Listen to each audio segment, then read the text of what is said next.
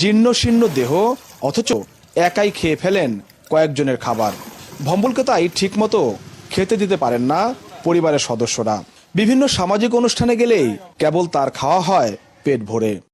ও ৩-৪ জনের খাবার খায়, হ্যাঁ ৩-৪ জনের খাবার খায় একটা না, আবার 10 দিন পর্যন্ত না খেয়েও থাকতে পারে। পায়খানা যেও ঘুমায়।